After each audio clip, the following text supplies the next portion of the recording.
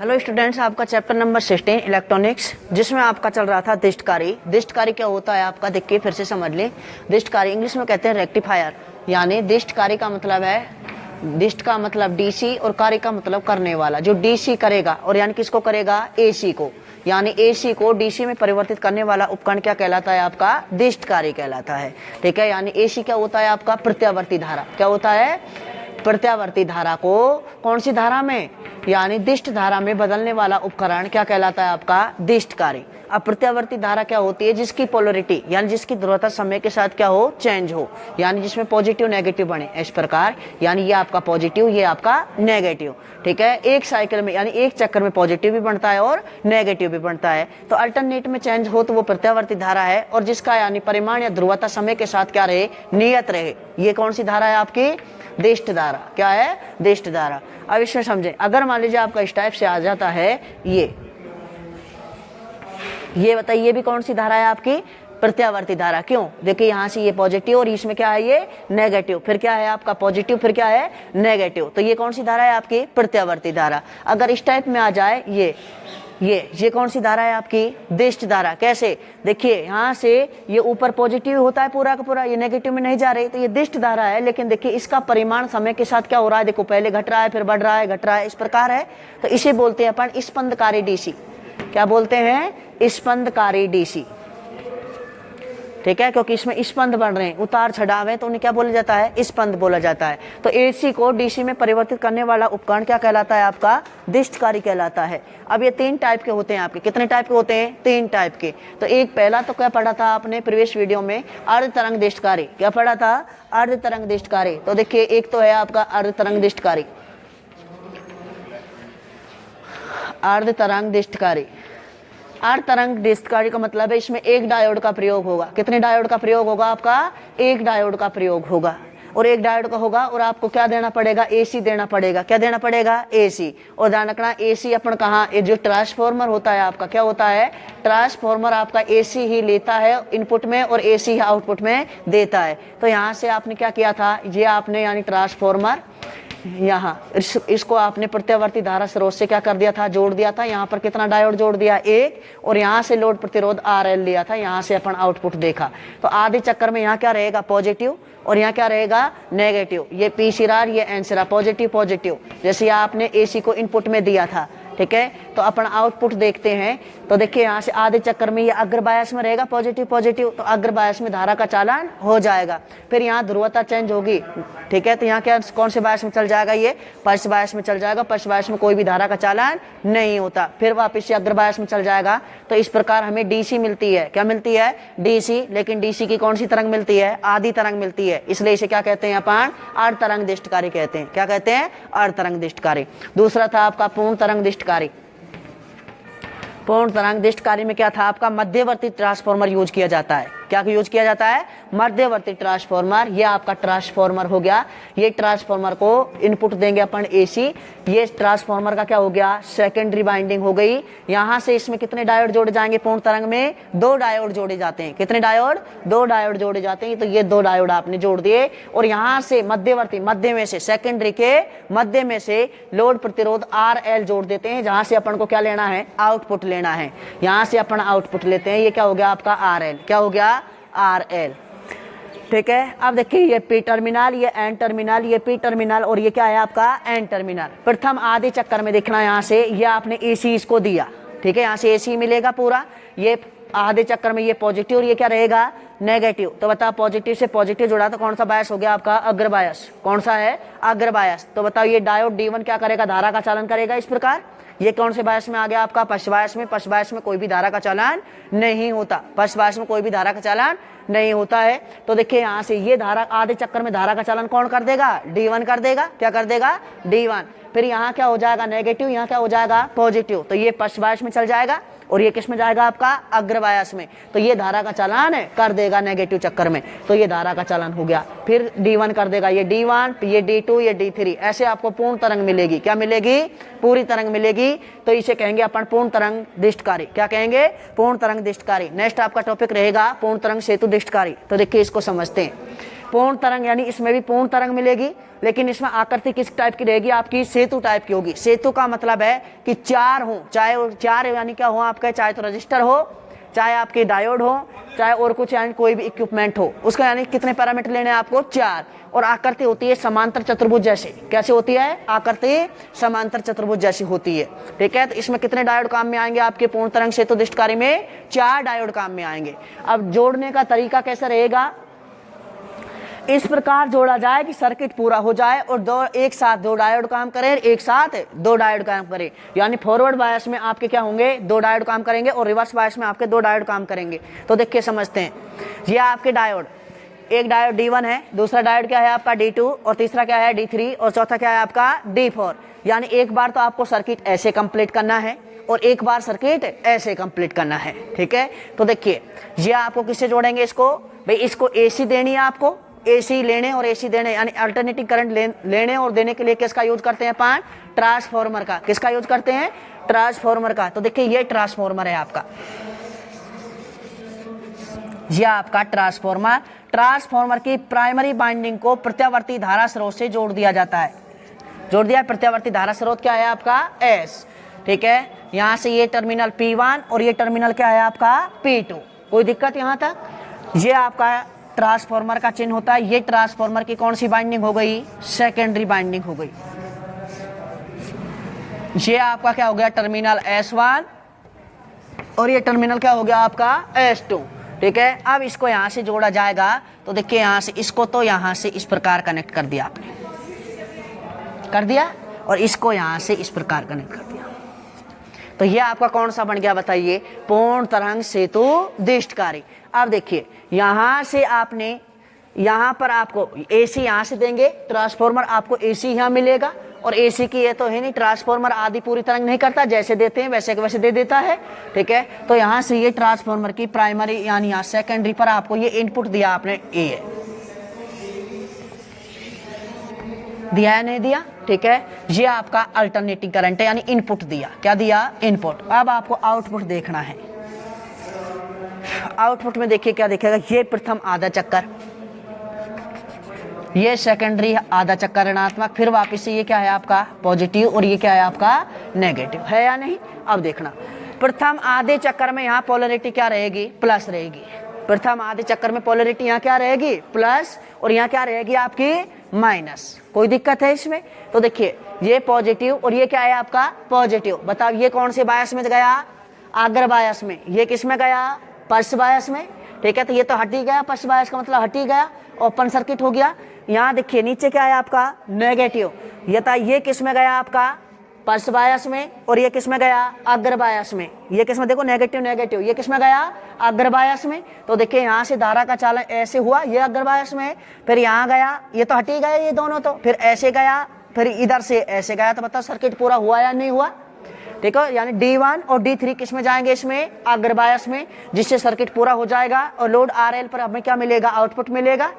बताओ धारा का चलन कौन कौन से डायोड करेंगे एक साथ, D1 और D3। तो ये D1 और D3 ये आपको आधी चक्कर मिल गया।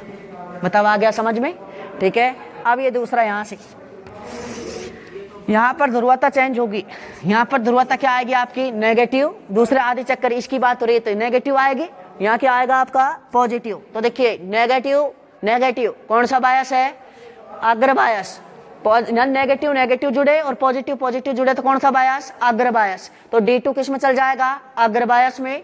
D1 किस में चल जाएगा, पश्च बायस में। ठीक है, इधर क्या है आपका पॉजिटिव, तो ये D4 किस में होगा, पॉजिटिव पॉजिटिव कौन सा होगा, अग्र बायस में। ये किस में हो जाएगा, पश्च बायस में। तो यानी ये दोनों हट जाएंगे।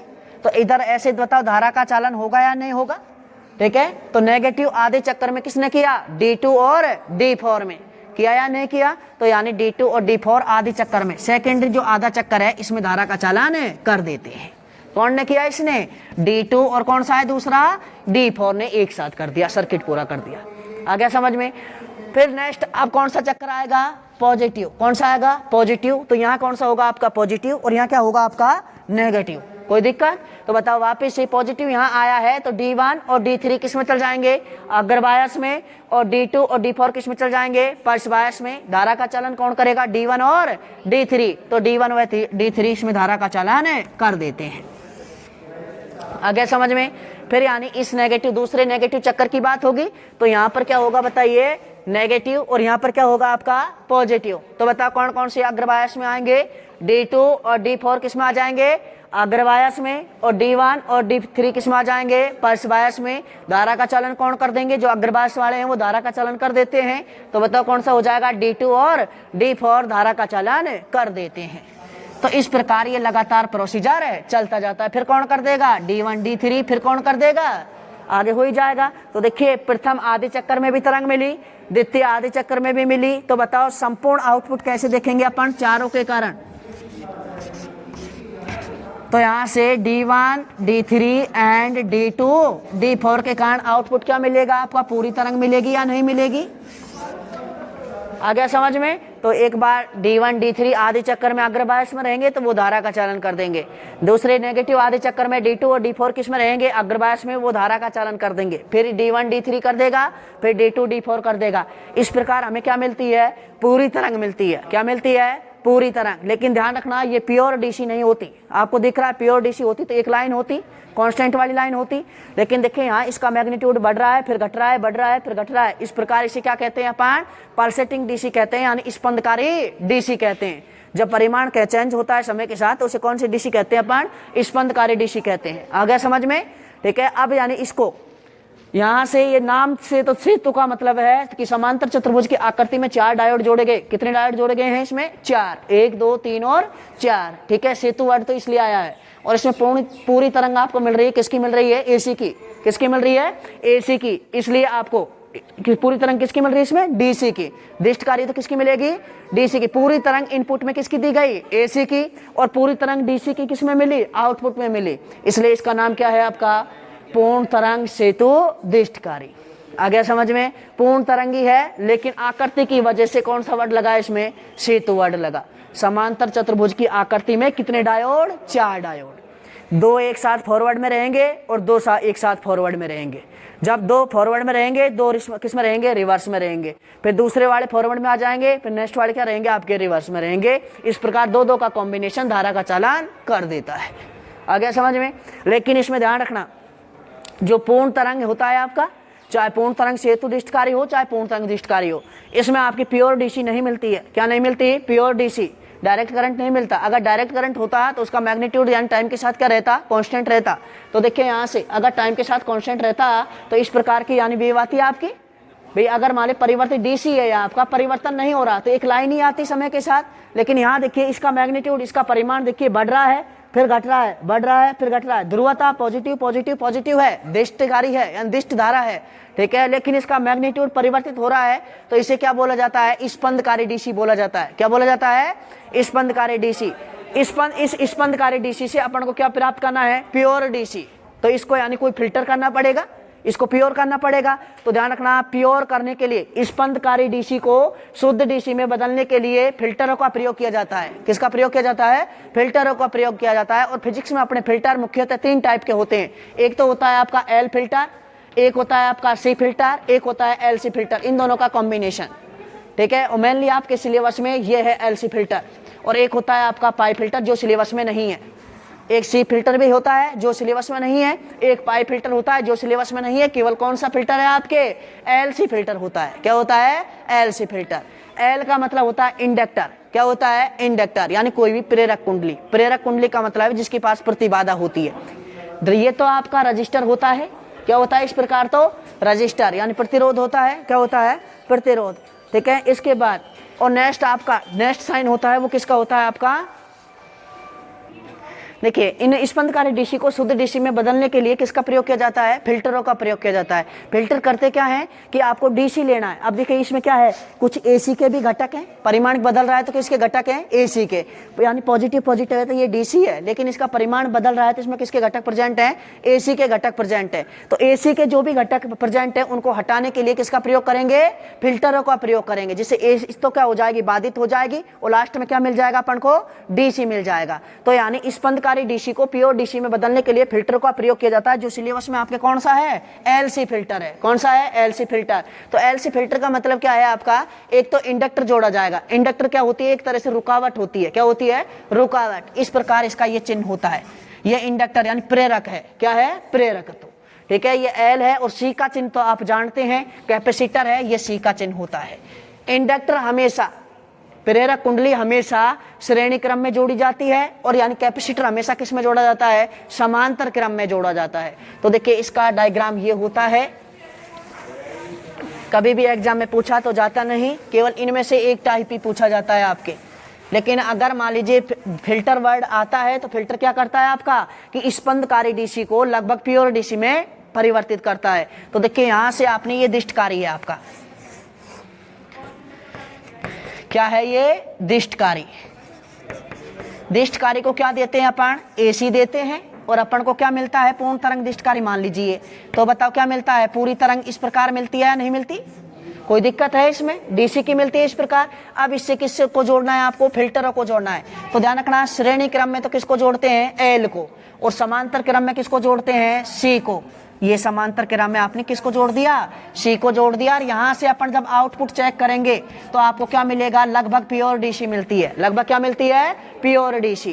करता क्या है, देखिए यहाँ से इसमें एसी भी है और क्या है आपकी, डीसी भी है। एसी भी है और क्या है इसमें, डीसी भी है। परिमाण घट रहा है बढ़ रहा है तो क्या है, एसी के घटक है। पोलरिटी चेंज नहीं है तो क्या है ये, डीसी। तो यहाँ से इसके पास क्या जाएगी, एसी भी जाएगी और डीसी के घटक भी जाएंगे।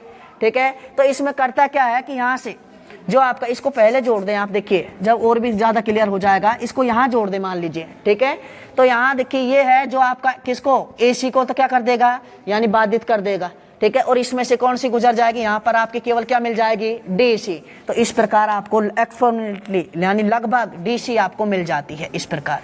ये कौन सी हो गई, पहले इस प्रकार मिल रही थी, प्योर तो ये भी नहीं होगी लेकिन लगभग प्योर मिल जाएगी। लगभग क्या मिल जाएगी, प्योर, ये डीसी। तो ये आपका क्या हो गया, फिल्टर हो गया। कौन सा है ये, इसमें एक एल जोड़ा, एक क्या जोड़ा है आपने, सी। तो इसे कहते हैं फिल्टर। फिल्टर क्यों यूज किया जाता है, कि इससे दिष्टकारी है, इसमें अपन एसी प्रत्यावर्ती धारा देंगे और आपको क्या मिलेगी, आपने यानी दिष्ट धारा मिलेगी, लेकिन वो क्या होगी, स्पंदकारी डीसी होगी। अर्थात उसमें किसके घटक प्रेजेंट होंगे, एसी के घटक प्रेजेंट होंगे। और जैसे ही एसी के घटकों को हटाने के लिए एलसी फिल्टर का प्रयोग किया जाएगा, इंडक्टर श्रेणी क्रम में जोड़ा जाता है और कैपेसिटर किस में जोड़ा जाएगा, ये तो श्रेणी क्रम में, ये किसमें, समांतर क्रम में। बाद में लोड प्रतिरोध आर एल जोड़ के अपन क्या देखेंगे, आउटपुट देखेंगे, तो लगभग क्या होती है, आपको सुपीरियर डीसी मिल जाती है। ये फिल्टर का यूज है। ठीक है, अगर केवल सी फिल्टर होता है, केवल क्या होता है आपका, सी फिल्टर होता है, तो उसमें केवल समांतर क्रम में क्या जोड़ेंगे, कैपेसिटर जोड़ेंगे। क्या जोड़ेंगे, कैपेसिटर। और नेक्स्ट मैं बता दूं हिंट के लिए, अगर पाई फिल्टर होता है आपका, क्या होता है, पाई फिल्टर होता है, तो उसमें दो कैपेसिटर, कितने, दो कैपेसिटर और एक आपका इंडक्टर जोड़ा जाता है, एक एल जोड़ा जाता है। ठीक है, डायग्राम कैसे बनेगा, यहां से देखिए दो कैपेसिटर जोड़ने हैं तो एक इंडक्टर हो गया और दूसरा कैपेसिटर यहां जोड़ दें, तो देखिए पाई टाइप की आकृति बन गई। और यहां से लोड प्रतिरोध क्या ले लेंगे अपन, आर एल ले लेंगे, ये आर एल हो जाएगा। आ गया समझ में, ये आपका पाई फिल्टर। लेकिन सिलेबस में क्या है आपके, केवल एलसी फिल्टर। कौन सा है, एलसी फिल्टर। इसके बाद टॉपिक आता है आपका ट्रांजिस्टर, जिसमें 3 टर्मिनल वाला होगा। इसको करेंगे नेक्स्ट वीडियो में। इस वीडियो में इतना ही सफिशिएंट है। Thank you so much.